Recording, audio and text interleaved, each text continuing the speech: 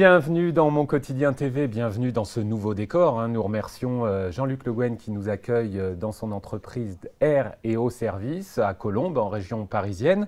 De notre invité du jour, nous pouvons dire que c'est un invité qui assure depuis 2 décennies et qui ne manque pas de franchise. Désolé pour ces calembours un peu douteux. Bienvenue Arnaud Desbrières.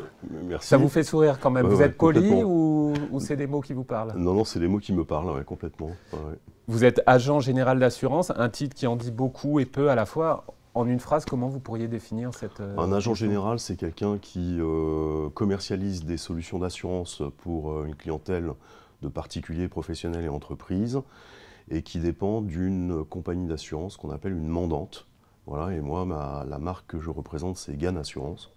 Et j'ai une deuxième activité en tant que courtier en assurance, car toutes les compagnies ne savent pas comment tout gérer. Et donc à ce moment-là, il faut trouver d'autres solutions. Et c'est là où on passe au système courtage et on va chercher la solution dans d'autres compagnies. Donc un sacré portefeuille d'activités. On va en apprendre plus sur vous avec votre portrait qui est signé Ludivine. Bonjour Ludivine. Bonjour. Bonjour Nicolas, bonjour Arnaud. Bonjour Ludivine. Eh bien, je suis ravie de vous voir en chair et en os après avoir fait quelques recherches sur Internet. Que pouvons-nous dire de Arnaud? Vous êtes responsable grand compte, vous avez été responsable grand compte, directeur commercial. Vous entrez en 2004 chez GAN Assurance en tant qu'inspecteur réseau, agent, avant de vous lancer 10 ans plus tard en tant qu'agent général, comme vous le disiez. On peut parler de vous du Seine Business Club, un rôle important car vous organisez des événements qui sont toujours couverts d'éloges, parlant d'une organisation parfaite, une qualité à l'image de votre expertise pro. Et vous dites vous-même que la perfection n'existe pas, c'est sur vos pages, mais par contre, on retrouve solidarité, soutien, fidélité, pédagogie, réactivité, professionnalisme. Tout cela sont des mots que l'on retrouve à votre sujet, Arnaud, et également au sujet de votre équipe. Un 5 sur 5 sur Facebook, un 4,6 sur 5 sur l'annuaire des agences de France, vous le saviez? Pas du tout. Eh bien, je vous l'annonce, vous êtes très bien noté sur les réseaux. Je ne suis pas du tout ça, malheureusement. Ouais. Mais vous êtes très bien noté sur les réseaux. En tous les cas, vous qualifiez votre équipe de solide techniquement et commercialement. Vous proposez une expertise et un accompagnement personnalisé.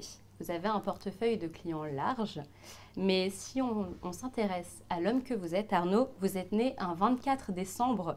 Quel impact cela a-t-il sur votre vie? Je fête mon anniversaire le 14 juillet avec les copains. Voilà, c'est tout. Pourquoi vous refusez d'être un cadeau de Noël? Non, pas du tout. C'est simplement que le 24 décembre, c'est plutôt en famille. Et puis on aime bien faire quand même son anniversaire avec les copains. Et donc j'ai décidé depuis des années de fêter le 14 juillet mon anniversaire. Bon, vous êtes généreux dans votre métier, mais vous n'êtes visiblement pas le Père Noël pour les copains. Je vous ai vu dubitatif pendant le portrait que Ludivine faisait de vous.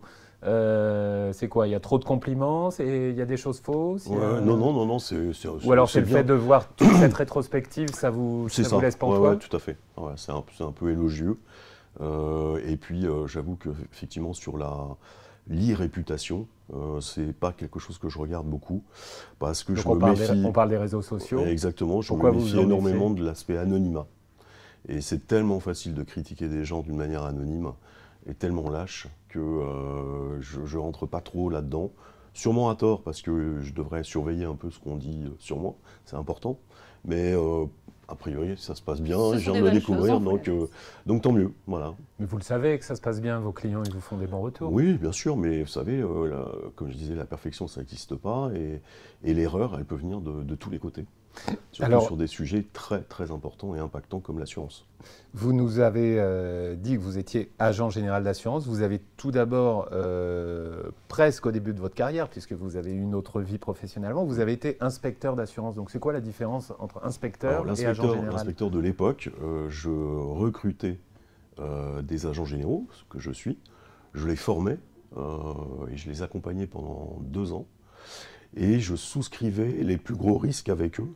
Dès qu'il y avait un risque qui dépassait soit 6 000 m², soit 10 millions d'euros d'engagement, il devait passer par ma signature. Et donc je faisais la visite de risque avec eux pour les accompagner. J'ai fait ça dans le sud-ouest, je fais ça à Poitiers, dans le Poitou-Charentes, et ensuite à Paris. voilà, et toute la zone parisienne. Puis après, j'ai décidé de me mettre à mon compte en devenant moi-même agent général.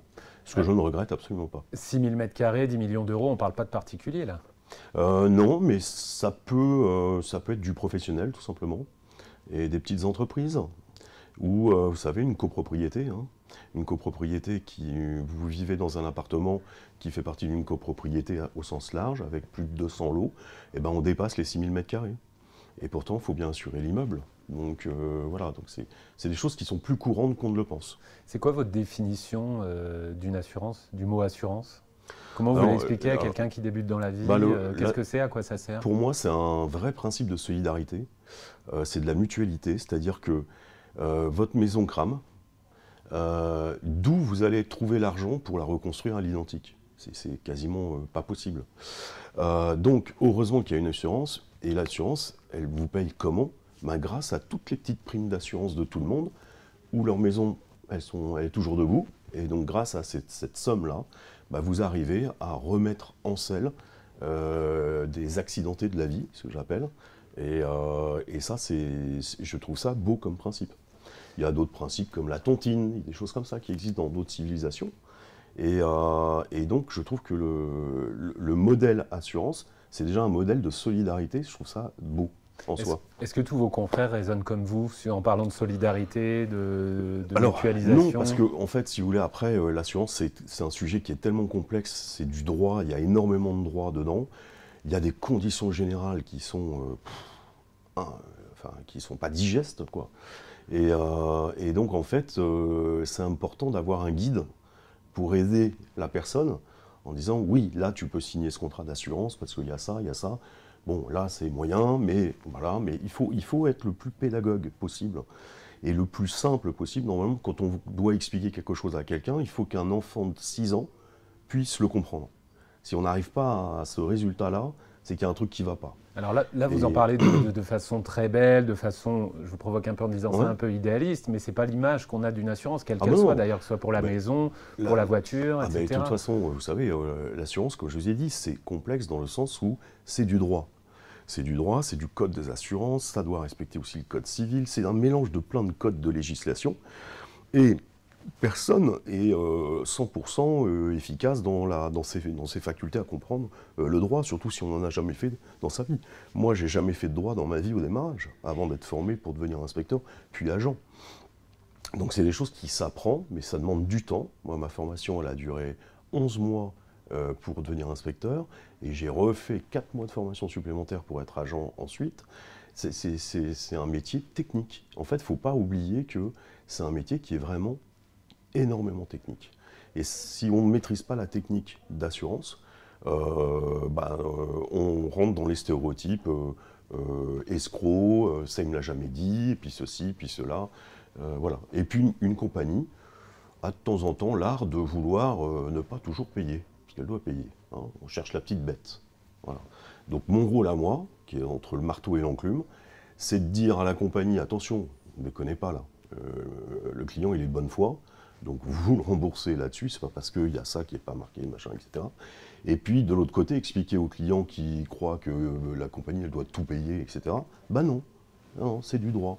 Donc vous voulez vous démarquer de cette image assureur-voleur, quoi, le raccourci facile. Ouais. Voilà, ce cliché, il existe aussi, parce qu'on va parler de vos clients, chez les entreprises, où les entreprises en général sont mieux renseignées sur le côté juridique? Alors, ça dépend. En fait, il y a des chefs d'entreprise qui peuvent être exceptionnellement bons dans leur matière. Et en fait, sur la partie assurance, ils connaissent quasiment rien. Et donc, souvent, les chefs d'entreprise, alors ils ont une bonne faculté de comprendre, ça ils pigent vite généralement, mais il faut quand même bien les accompagner et leur montrer l'incidence sur leur outil de travail. Si on ne maîtrise pas, si j'assure des locaux ici, par exemple, j'assure ces locaux-là, il faut lire le bail. Et combien de compagnies d'assurance ou d'intermédiaires en assurance ne demandent même pas le bail de leurs clients pour vérifier le chapitre assurance qui est marqué dessus. Et des fois, il y a des choses qu'il faut absolument corriger sur le bail. C'est là que je vous pose la question. Quelle est la différence entre un bon assureur et un mauvais assureur? un bon assureur, il doit vraiment avoir une vraie logique de questionnement. Il faut qu'il questionne énormément son client pour bien comprendre les spécificités et les zones, la zone de danger qu'il va rencontrer. À un moment donné, il va se mettre en danger sur tel client parce qu'il va vouloir faire ce chiffre d'affaires absolument et il ne sera pas garanti pour ça. Et si jamais il se plante sur ce client, le client qui est plus gros que lui, généralement, va l'attaquer. Et là, c'est la ruine de la boîte. Donc moi, mon rôle, c'est d'aller toujours... moi, je suis un analyste de risque, entre guillemets.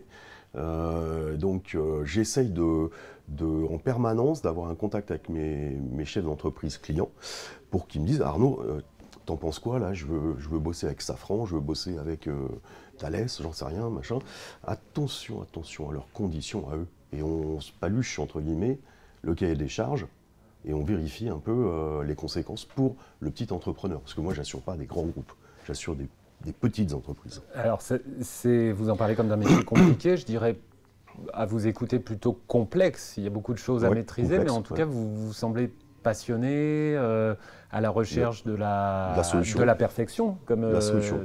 La solution. La solution. Absolument. On sent un réel intérêt aussi aux clients. J'ai l'impression vous souciez réellement de vos clients. J'ai pas mal de bol parce que mes clients, ils sont bien en fait. Il y a 99% de clients bien. À votre image peut-être, j'en sais rien, les attirez, c'est peut-être mon équipe qui les attire aussi. Hein. J'ai deux super collaboratrices qui travaillent avec moi. Et elles font un travail énorme. Et là, je leur rends hommage, j'en profite. C'est une équipe de combien de personnes? On est 3. On est 3 et ça suffit. On gère à peu près 2000 clients. Et sur les 2000 clients, sur des choses complètement diverses et variées. Ça peut être un particulier, ça peut être un professionnel, ça peut être une entreprise, ça peut être une association aussi. On aime bien travailler avec les associations. On travaille avec l'association La Fresque du Climat. On travaille avec des associations sportives comme le RCC, le Rugby Club de Courbevoie. Voilà, on est attaché aussi sur l'esprit associatif. Je trouve ça pas mal comme mentalité. Voilà. Alors vous êtes aussi courtier, vous nous l'avez dit. Ouais. Courtier, courtier, c'est quand vous n'avez pas la solution, par exemple chez Gain Assurance. Et à ce moment-là, vous êtes obligé de trouver une autre solution. Sinon, le client, il dit tu peux pas m'assurer, je vais ailleurs. C'est un peu con, c'est un peu dommage. Donc, moi, je trouve des solutions pour des clients qui ont eu des choses un peu spécifiques. Voilà.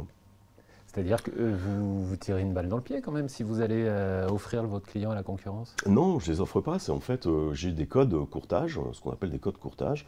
Tous les agents ont du courtage accessoire, dit accessoire. Et c'est-à-dire que la majorité de notre chiffre, il est fait dans sa main-vente, c'est contractuel avec Gain Assurance, comme dans tous les autres, AXA, MMA, Generali, etc. Et ensuite, ces mêmes agents généraux ont une activité de courtage limitée, mais qui leur permettent d'aller assurer, quand vous avez un chef d'entreprise qui confie tout, et que vous ne pouvez pas prendre, par exemple, un risque, il dit, mais c'est complètement idiot, tu es mon intermédiaire en assurance, trouve-moi la solution, et c'est là où il faut la trouver à l'extérieur de la mandante. Voilà. Ce côté aller à la recherche, vous avez une nécessité d'être conquérant pour aller chercher de nouveaux clients, ou c'est un esprit où il faut se battre? Il y a beaucoup de concurrence dans ce milieu? Il y a énormément de concurrence, de plus en plus. Vous avez d'abord les autres agents généraux. Vous avez les mutuelles MAF, qui ont des budgets de pub énormes, Matmut, etc. Vous avez de plus en plus les banques maintenant. Les banques font toutes de l'assurance. D'ailleurs, ils gagnent leur vie en faisant de l'assurance, ils gagnent très peu leur vie sur leur activité bancaire, donc ils se rattrapent là-dessus. Et pour moi, c'est un danger pour le marché du particulier, entre autres, parce que à chaque fois qu'ils vont vous toquer à la porte de la banque pour leur demander des sous pour acheter votre maison, qu'est-ce qu'ils vous proposent? De l'assurance qui va avec. L'assurance qui va avec, l'assurance de prêt, l'assurance de la maison, et ils vont gentiment comprendre que vous avez vraiment intérêt à prendre chez eux, puisque sinon, le prêt, je ne suis pas sûr de vous l'avoir. C'est illégal. Pour moi, c'est de la vente forcée, c'est illégal, c'est une institution. C'est institutionnalisé par toutes les banques. Et je trouve ça vraiment détestable. Alors, mais d'un autre côté, ils ont le droit de faire de l'assurance aussi. Je ne dis pas qu'ils font mal leur métier. Alors, on ne va pas citer de marque, mais maintenant, il y a quelque chose de très important qui s'appelle la loi Hamon, ce qui fait que si on se fait, entre guillemets, imposer quelque chose par telle ou telle on peut dégager marque, au bout d'un an. Voilà. Mais et ça, c'est une révolution dans le milieu de l'assurance. Est-ce qu'on peut déjà rappeler ce que c'est la loi Hamon? Alors, la loi Hamon, c'est au bout d'un an, vous n'êtes plus du tout obligé de respecter, vous savez, le préavis. Il fallait respecter le préavis pour résilier son contrat. Et puis on loupait la date d'échéance principale. Et on repartait pour un an. Et c'était en permanence comme ça. Et il y a des gens qui voulaient quitter leur assureur depuis des années. Et à chaque fois, pour X raisons, ils étaient en vacances, ou il y a eu un pépin. Et donc ils ont passé la date. Et bêtement, ils repartaient sur un an de plus. Donc pour moi, la loi Hamon, c'est une très bonne chose. Pour le consommateur, clairement. En termes de risque, qu'est-ce qui vous fait peur? Les petits accidents de la vie ou carrément les catastrophes naturelles, les attentats, les émeutes qui détruisent les biens publics comme on a vécu récemment en France? Ouais. Donc, pour moi, je pense que le plus gros danger, ce sera vraiment, et c'est maintenant, les catastrophes naturelles. Et en fait, moi j'ai fait des études, vraiment, je me suis vraiment intéressé sur le sujet. Et là, je peux vous dire qu'on n'est qu'au début, vraiment qu'au démarrage d'une belle chienlit au niveau catastrophe naturelle. Il faut savoir que, je ne sais pas, dans les années 80-90, il y avait un arrêté de catastrophe naturelle par an, ou peut-être 2 en 3 ans. Et là, on en est à plus de 10, 15, 20 par an. Parce qu'il y en a plein, on ne le sait pas, mais il y a un arrêté dans le Gard, catastrophe naturelle, il y en a un autre qui est dans l'Est, il y en a un autre qui est sur des micro événements, entre guillemets. Et en fait, on est complètement envahi de sinistres, de catastrophes naturelles. La faute à qui? C'est le dérèglement climatique. Voilà, donc là, on est sur un autre sujet, mais sur l'urgence climatique. Vous savez qu'il existe une carte de France qui a été faite par les compagnies d'assurance, sur lequel vous avez en rouge toutes les parties non assurables. Et bien, je peux vous dire que la partie en rouge, elle est énorme. On parle bien du littoral, on parle de certaines communes, on parle de plein de choses. Les grands patrons d'assurance vont voir le ministre de l'économie, il dit bon bah écoutez, voilà, ça c'est inassurable, donc qu'est-ce qu'on fait? Parce que nous on doit gérer quand même correctement nos compagnies d'assurance. Le ministre a dit hors de question, vous continuez à assurer, principe de solidarité, etc., etc. Mais vous voyez, on en est vraiment au stade de dire là, on est sur un problème économique où les primes d'assurance vont continuer à augmenter, où il y en a certaines compagnies vont essayer de se désengager de certaines zones volontairement, ou involontairement, discrètement, en augmentant tellement les prix qui vont encourager les gens qui seront sur le littoral à fuir cette compagnie d'assurance pour en prendre une autre qui sera moins excessive, entre guillemets, sur les tarifs. Mais on se prépare à des bonnes parties de rigolade, entre guillemets, sur les primes d'assurance qui vont concerner tout le monde. Tout le monde. Vous sensibilisez vos clients à cela, justement? Oui, parce qu'il y a des augmentations de primes. Vous voyez, là, avec l'inflation de l'énergie, faire comprendre à un client que rien qu'un pare-brise de voiture, vous voyez, pare-brise de voiture, le coût du pare-brise de voiture s'explique par 40% par l'énergie qu'on a fait, qui a été utilisée pour créer ce pare-brise. 40%, on parle de la moitié du coût qui est juste l'énergie. Si l'énergie, elle double, forcément le pare-brise il va augmenter. Et forcément, les compagnies d'assurance vont payer vachement plus cher pour rembourser le pare-brise à son client. Et s'ils n'augmentent pas les primes d'assurance, il y aura un déséquilibre. Elle est déficitaire. Il y aura un déséquilibre. Vous avez eu affaire certainement à des dizaines, des centaines, voire des milliers de situations. La solution d'assurance la plus originale que vous ayez trouvée, parlez-moi de l'histoire des Mirage 2000. Ah, Mirage 2000. Alors, les Mirage 2000, on est un peu dans le secret défense, mais je peux en parler un petit peu. C'est une entreprise privée qui a acheté 9 Mirage 2000 et qui sont en mode marche. Voilà, qui marchent. Sauf que, il me dit trouve l'assurance. Je dis trouve l'assurance, c'était marrant, trouver l'assurance de Mirage 2000. On peut assurer des avions de ligne.